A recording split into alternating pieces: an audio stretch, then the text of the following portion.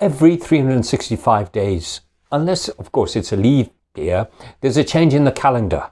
But more importantly, we've got to remember God is on his throne and he never leaves it. No matter what's happened in the previous 365 days, maybe you've had good, the bad and the ugly, God is still on his throne. Now, there's no doubt some would have had a fabulous year, financial blessing, maybe a birth of a long-awaited child, maybe you've had good health and healing all the way through.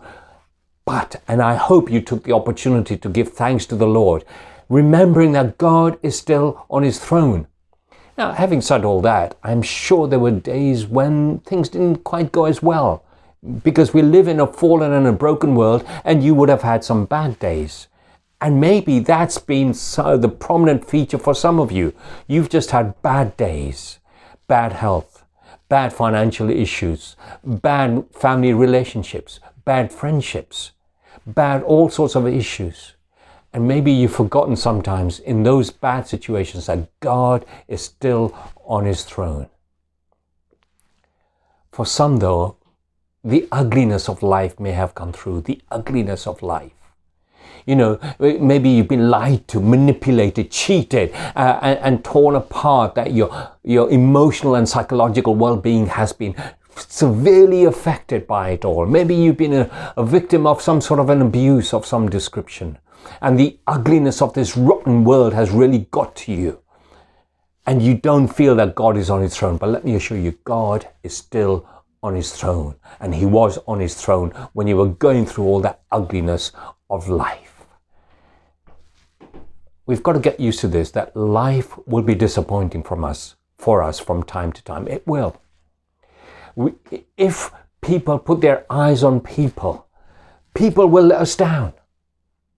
If we put our eyes on this world is breaking apart. It will discourage us. It will overwhelm us from time to time. And this world is heading toward destruction, and therefore it will take us down with it. And if we put our trust in our finances, they will be eroded away. Look at what's happening currently with the whole inflation aspect of it. Now, if you're a billionaire or a super rich, which doesn't affect you too much, but for the most of us, our wealth is being eroded away because of the nature of this financial world, the way it is. Many a times, the bad and the ugliness of life gets the better of us. And it's because we forgot that God is on his throne. And we may have fouled up. We may have let the idols of this world entrap us and take us. And by our foolishness, get caught up in the snares of this world. But we've forgotten that God is still on his throne. And all it takes us for us to acknowledge our foolishness, our recklessness, our lust for other things apart from God. And God, who is on his throne, but who also came down from that throne. He became a man to embrace us in our weaknesses and our disappointments.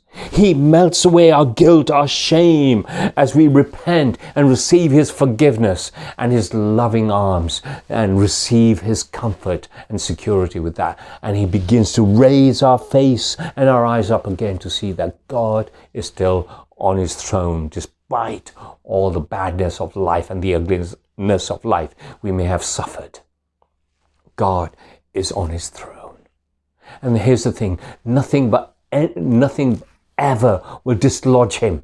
Nothing can take him away from his throne. And he is my God.